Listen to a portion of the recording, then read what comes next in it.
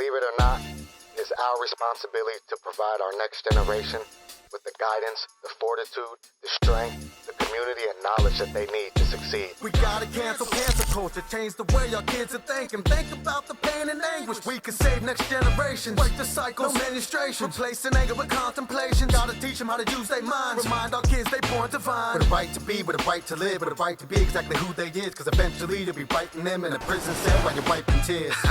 I know, cause that was me. Just ask my mama. I'm sorry for the things I did when I was young. I know no better. On second thought, I knew a lot. In retrospect. We're back. Another episode of A Blueprint for Parents. Blueprint is an acronym, actually, that means betterment, love, unity, preserve and recovery, intentionally navigating trauma. And it's based off a particular modality of recovery that is all inclusive to all other modalities of recovery.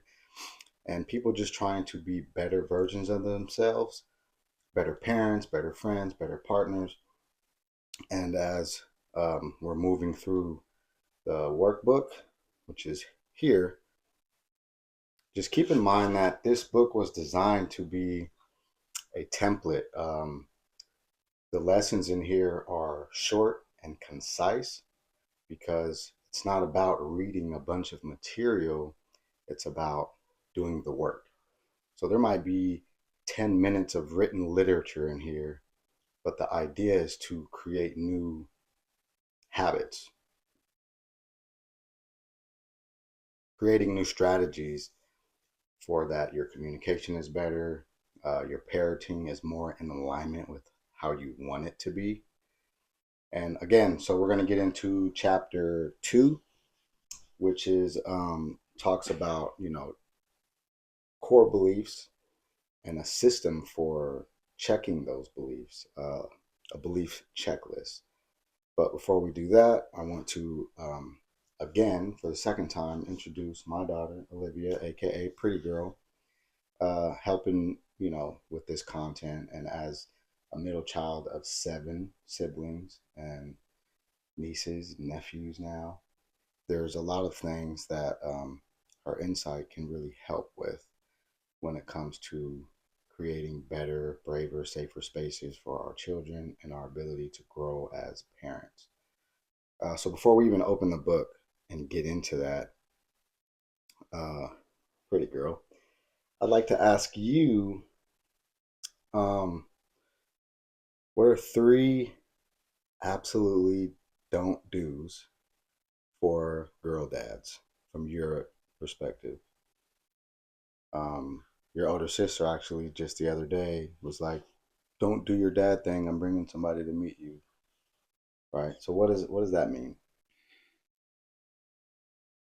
I guess it's like I guess from a dad's perspective, it's like you're trying to be protective, and that is understandable, but it's like to an extent, like trying to scare them off or like interrogate them and make them feel uncomfortable. You're supposed to be like open into like having them bring whoever they're trying to have you meet.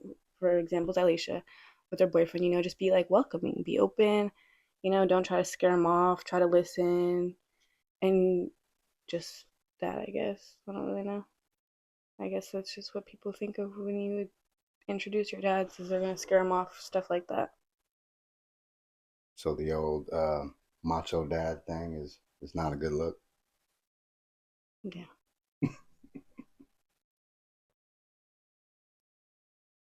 What about when you share something that is bad, something bad happened to you in your life, or you experience something with your friends? What is the one way you wouldn't want your dad to react when you come to him with that kind of thing? By reacting with anger or being judgmental about it, not trying to understand or listen or guide, which is a parent's job to do. If your kid makes a mistake or messes up, you shouldn't try to shame them for it. You should look at what could you do to help guide them to the next part of like what their next step will be, you know, like what'll be best for them, how to move forward, you know, how to make good choices. Very good, very good. I like that. So you're getting some pretty good stuff here so far.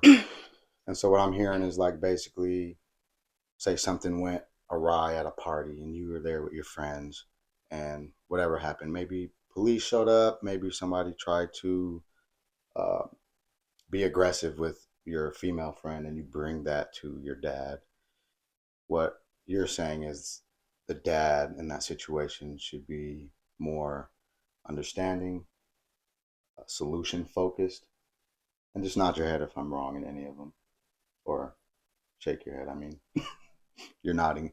So solution focused, listening to what happened, and I guess not focusing on like, for example, why were you there? Why were you at that party? Or why didn't you leave? And basically taking shaming you out of the equation completely and just being there like holding space to protect you, say it's okay, and what's next would be like a good question, right? So what's next? What is the outcome you want Yeah.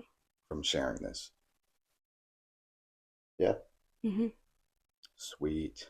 Okay, so we did that. Let's talk about um what is something that has worked or something that you really admire about, and obviously it's me, but I still ask as if it isn't, right? So something that you admire about your relationship with your dad that you think other dads would benefit from knowing about. Mm, listening to me, and going out of your way to like try to understand the things that like I'm struggling with and all that, you know, and just trying to see what we could do to help that. But just like, yeah, just listening, being there, being supportive, guiding them, giving them advice. That's really all you need to do for your kids. Just love them, support them, accept them. That's it. So coming from a child, and those of you that kind of follow me maybe know a little bit of my history, maybe not, but being on both ends of it. And what I mean is, we've had financial freedom, and we've also had paycheck to paycheck, and we've also been super broke. How important do you think it is when a parent is buying you the things you want? And what would you replace that with? Mm, I mean, it wouldn't really say it's different because if a parent's buying you what you want versus what you need, those are two different kind of topics. Yeah, yeah. So if they're buying you what you want, I mean, that doesn't make them a good parent like that, you know? Like So, it's so it's not that important no, it's not. to receive things that you want. It's not that important, but it is important. You know, certain things. You know, you can't just go around asking like, "Oh, I want this, I want that," and expect to get it all the time. But just like, I don't know, little things. It depends, I guess. That's what I'll say.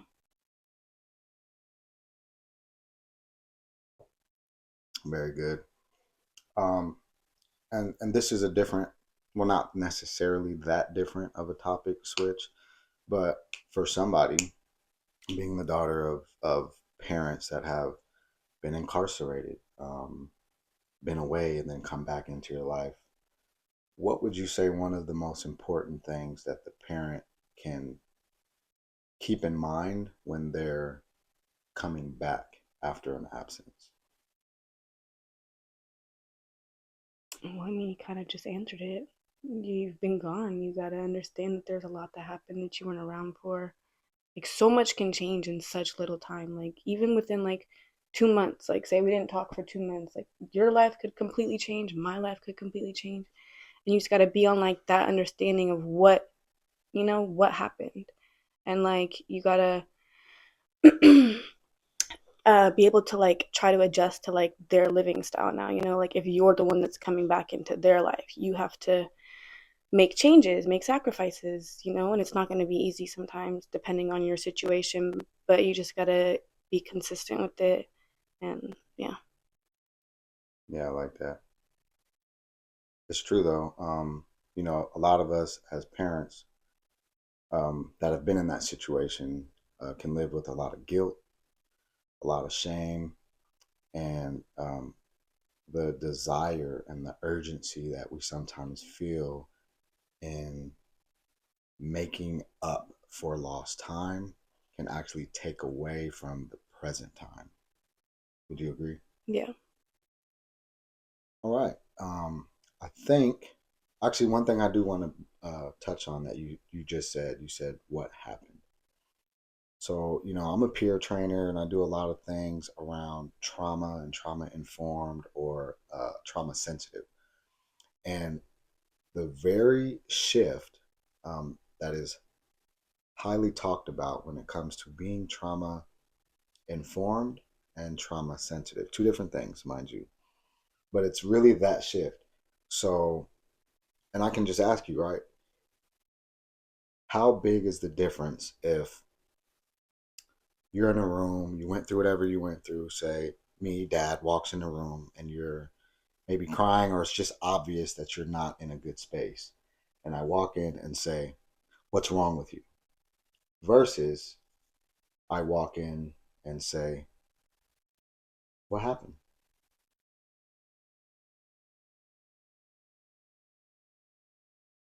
Well, it does make a pretty big difference. Yeah. Now, when someone says, what's wrong with you? Thinking about it, does that feel like an accusation or an attack or like something's wrong with you? Mm. Now, if someone says, what happened? Would you agree that that feels like you're able to separate whatever happened from you as far as like, okay, my dad's asking me what happened, not what's wrong with me. So he's not already coming in blaming me or putting me down for whatever it is I'm going through. But by saying what happened, you can tell the story, which is separate from you. Yeah. That makes sense? Yeah. So it's better. Yeah, for sure. And that's for anyone, right? Like, even if your friends do it or if you're in a relationship, when people say, what's wrong? It's going to be received as a almost like an attack, right? And what happens when people feel attacked? Mm, they attack back, they lash out, they feel some type of way about it, they misunderstand things. So yeah, that's the so whenever you feel attacked, right? We have a system designed just for survival. It's our amygdala.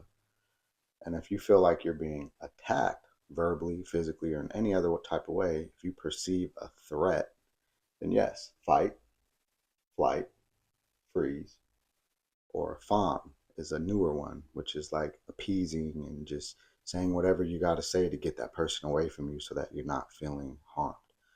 And it's important to understand that even why, I read recently somewhere and it really hit me profoundly, right? Why is always an accusation. Would you agree with that? For example, let's say you came home and you say, Dad, I just quit my job. And my response is, why? Versus, oh, really? What happened? Okay, I guess, yeah, when you do word it like that. People need to realize words matter. Yeah. Tonality, delivery, communication is a lot about what people feel.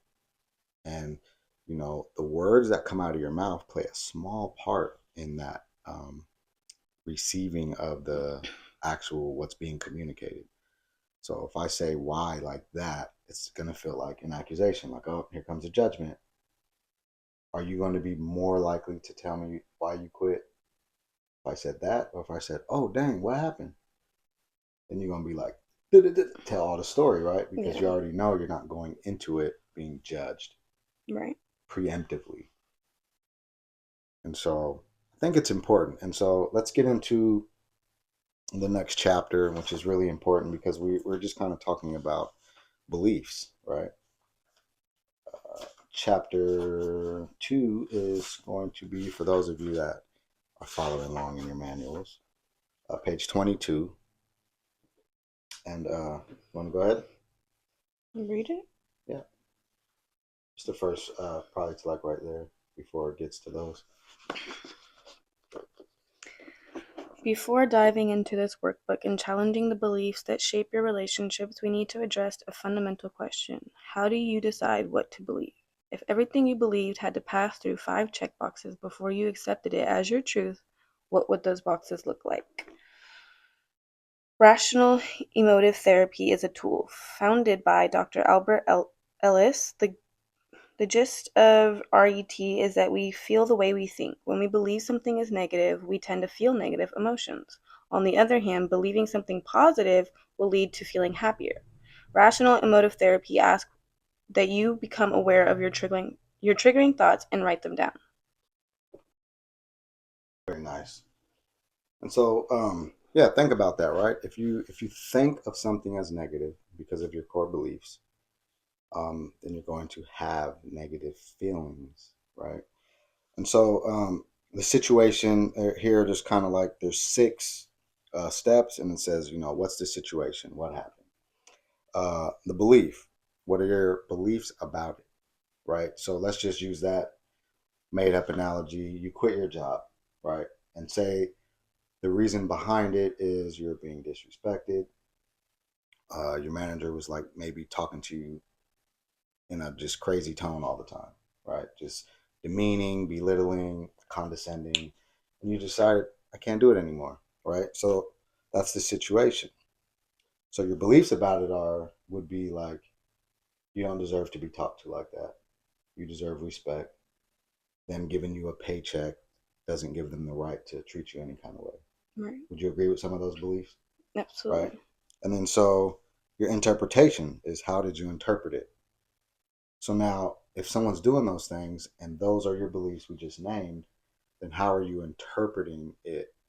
You, you like, so for me, if that was happening, I'd be like, this person doesn't respect me. So that's how I'm interpreting it. Like, they lack respect for me as a human, for me as a person, and they're, overstepping their boundaries. Their role as manager or boss or whatever is a gross abuse of power. That's how I would interpret all those things.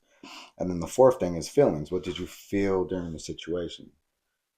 So in those situations, what are some of the feelings that you could think of? It's sad.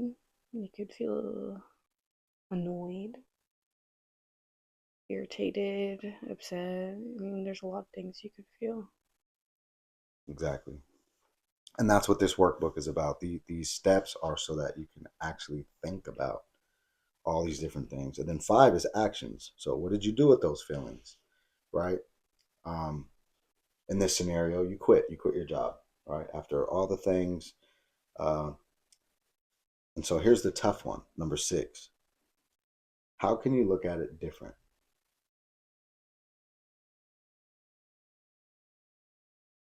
If I quit my job because someone was disrespecting me, Mm-hmm. Well, let's just go back. So before you quit and make that decision, how could you look at the interpretation different or challenge your beliefs about it before it gets to you walking out? well, the interpretation is really no other than they might be going through their own thing, but it's still no excuse to disrespect somebody else, constantly. But I will say that you are in control of how you feel and react to things like that, and you can ignore it and choose to move on from it. If like if you're literally working a job where someone's like this to you every day, and it's like whatever is going on with them has nothing to do with you. You can just ignore it. But me personally, I probably would not stay in an environment like that. Yeah, it's very toxic. But being able to look at something differently, which is actually going against your nature, right? Because you already believe, hey, this is disrespectful. And part of that injustice you feel is that this person might be doing this on purpose, Yeah. right? So when you change it to what you just said, hey, they might be going through something, right? What happened? So when people are giving you that negative energy, better than you, angry, disrespectful, that type of thing, uh, two things you said that are super important, and it's no wonder you're my daughter. But you said about you can't choose how you feel and react, right? Or you can choose how you feel and react. That's what you said, right? Mm-hmm. So the first part of that is I would offer that you can't choose how you feel initially about a thing. That's true. I was kind of But the thinking second about piece, you're that. 100% correct, is you can choose what you do externally with those internal feelings that come unexpectedly. Yeah. So somebody says something, oh, it makes you mad. First thing you can do is start checking your beliefs. Why did this make me mad? What belief of mine is leading to me feeling angry? And then choose to sit in that anger or use curiosity. That's that what happened, right? What happened to this person that would make them like want to be that way? Maybe they don't want to be that way. Maybe that's just all they know or whatever, right? So this book really allows for you to really do a deep dive into the things you believe and why you believe them. And so the next part of the book, we're on page 23, is since beliefs shape the way we think, I think it's important to know how beliefs are formed in the first place. So the following tool will help with that discovery. A belief checklist is a powerful tool to help you evaluate the beliefs that guide your life, especially those that influence your relationships. Beliefs aren't just thoughts. They are the filters through which we view the world. They shape how we react, how we connect, and how we communicate. So, the idea behind the belief checklist is to challenge every belief and ensure it's aligned with the person you are becoming. As Coach B says, we are what we agree to. I do say that, and I mean it, right? So, by applying this checklist, you can determine whether the beliefs you hold serve you and the relationships you want to build, or if they need to be redefined. So it is important that every belief passes through all of your checklist boxes before you enter it into your core belief log. So a sample belief checklist.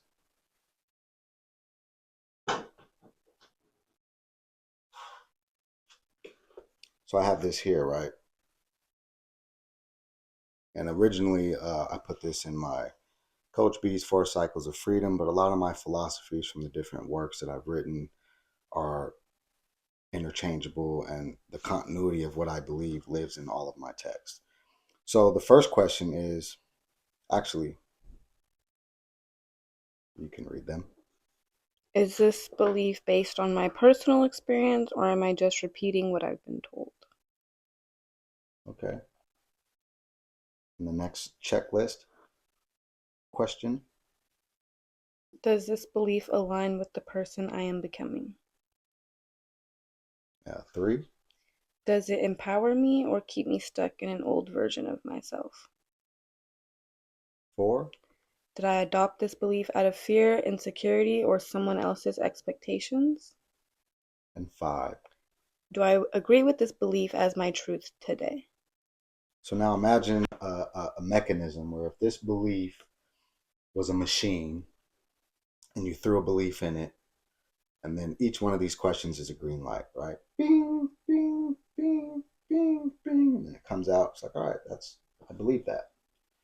But if one of those questions is a red, for example, if you believe something and you get to question number 2, does this belief align with the person I am becoming? And it's like red or yellow because you're not so sure, then it's time to reevaluate and not add that as a core belief, but you need more data, right?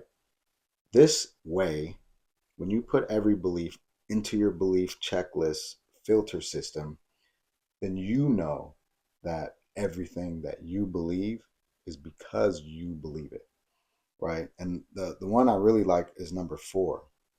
Uh, did I adopt this belief out of fear, insecurity, or someone else's expectations, right? So let's take, for example, my lived experience with being gang involved.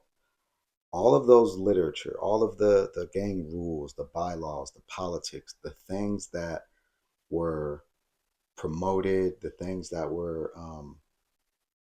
believed by all of us, indoctrinated, trained in us that have been involved in gang life, those would never pass through my current state of who I am becoming. There's no way the majority of those beliefs that I held when I was actively involved in gang activity would hit all green lights. And so that is the foundation. One of the bases of internal evolution, right? Is checking your beliefs. It's said that the ages 0 to 5 in child psychology is when our core beliefs are written. And so think of babies as a computer code, and parents are the the IT people, right? That are writing the code for how this computer is going to operate. Its core foundational principles and values happen um, 0 to 5.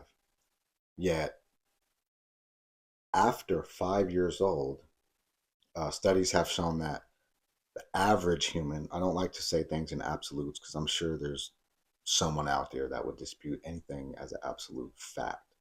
But the average human, the large majority of humans, don't remember things after they're older that happened prior to age 5. Most of your memories that you can recollect and pull from your subconscious happen 6 and later. Obviously, there's various reasons where that could not be true, right? Certain trauma could have you repressing memories and then people lose whatever. But just as a basis, as a foundation, if you don't remember your core beliefs because they happen in a stage where your parents were writing your code from 0 to 5, and then it says you don't remember. So you can be walking around with beliefs that you did not personally vet and ascribe to. This system just allows you to do that. So, and the reason why it's in the first couple of chapters in this manual is because it's just like a debate. If we don't set the terms of what we're going to debate about, if we don't make ground rules, if we don't have an agreement about what the parameters are, what the definitions of words are, then we're not even able to know if the decisions we're making or if the understanding we're taking from a particular engagement is correct. The first person that we engage with every single day of our life is ourselves.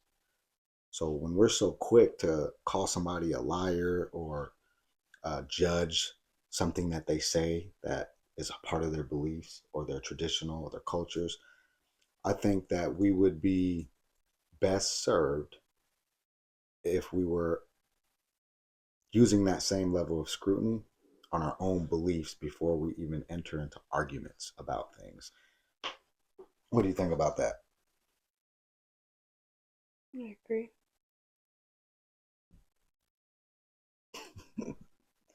All right, and so as we go through these, and so let's just say there's an example in the book on page 25, and it says, if you believe people never change, and a lot of people believe this, by the way, does this belief feel true today? Or have you had experience that show growth and transformation are possible? So, what I would ask you to do is create your own personal belief checklist. The following questions will help you customize the process and tailor it to your specific beliefs. So, write out your 5 checkboxes and consider how each one will help you filter through your existing beliefs. These questions should become your tool for evaluating and challenging beliefs that may be holding you back in relationships.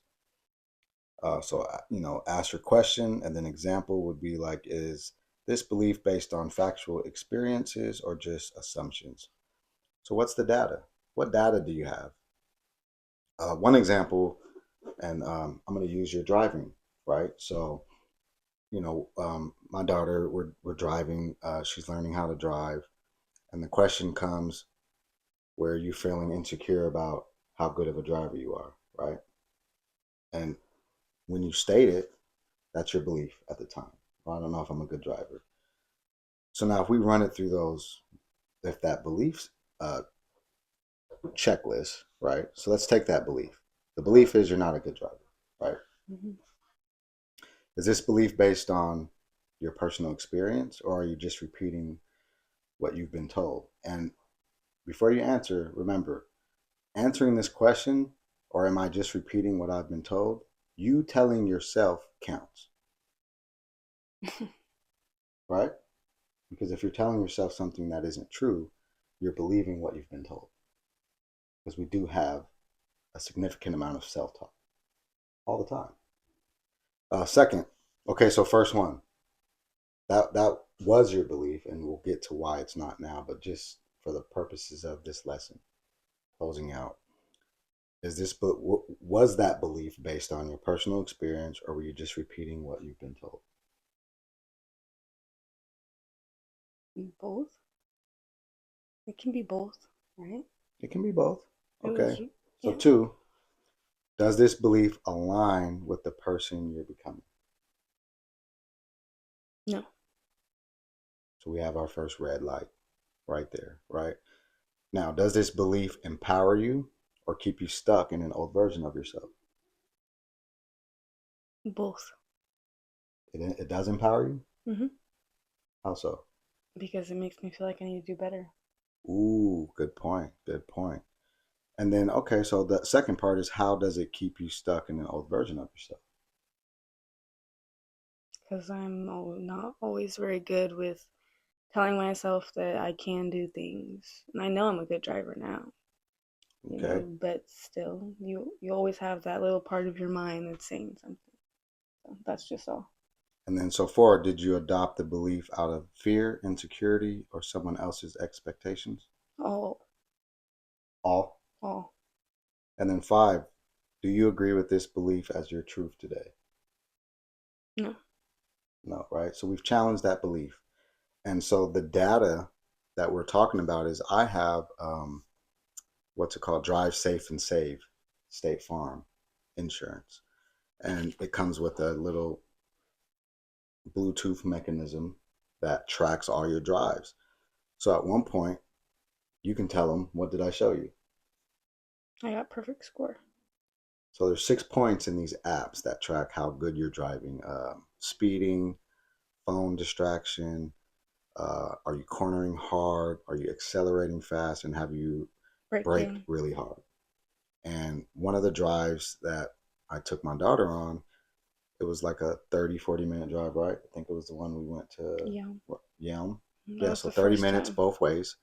And as soon as you land and you look at the app, you can see your last drive, and it had no events, which means all 6 points that they track, she was perfectly within the parameters of not getting any dings. Which means my score is better than his. Which means her score is better than mine. Because I cannot figure out how to corner for nothing on that app. I'm telling you, it's rigged. But it goes to show, when we're challenging our beliefs, the first thing that we have to our benefit is the data, right? You're telling someone, oh, I can't do the thing, I won't make it through the thing. But the fact that you're here is testament to your resilience. So we have a tendency to just repeat narratives, even when we have contradicting evidence in our own lives. And so the challenge for this chapter 2, again, is check your beliefs. Create your belief system filter. And anytime you feel yourself about to be in an argument or giving yourself negative self-talk, challenge those beliefs, vet those beliefs, and make sure that it's just not some pervasive narrative that's stopping you from being who you really are and curbing your potential to move forward and pursue internal evolution. And so I know some of you are thinking, but this is a parenting book. Oh, it is, most certainly. But the first people we have to parent and understand is ourselves. That means going into those beliefs, checking them, challenging them, making them new if we have to, going back into our childhood, right? So if you have things that you want to check your beliefs, what comes to mind when you hear the word fatherhood? What comes to mind when you hear the word motherhood? Make a list on those topics. And then for every single one of those things that come to mind, run them through a belief checklist to make sure that they're still what you believe and that what you choose to believe.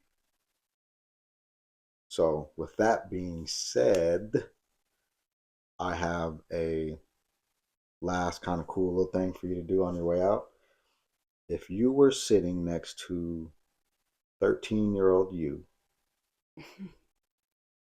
what's something inspiring that you could say? Like, you only get about 60 seconds to pop back in time, face to face, and you just, nobody told you, so you got short notice, you're on the spot, and you're like, all right, this is 13-year-old Olivia, and you just got this thing you got to tell her. You have to tell her this one thing. What is it going to be? I would tell her to just hang on, because at that point, I was going through a lot. I didn't see my life getting any better, being where I am today. So definitely just hang on. Things get better.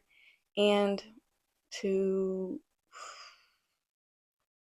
stay focused on what you really believe in, like what you want for your future, whatever career you want. If you want to go to school, if you don't want to go to school, whatever you want, stay focused on that, keep pursuing it.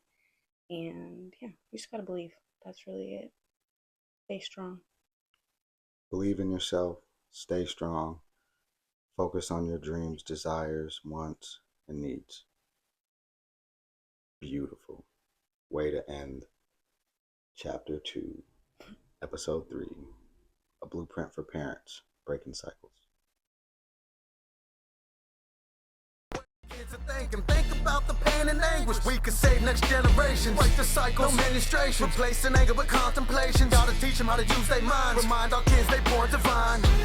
Just because we're adults, kids, it does not mean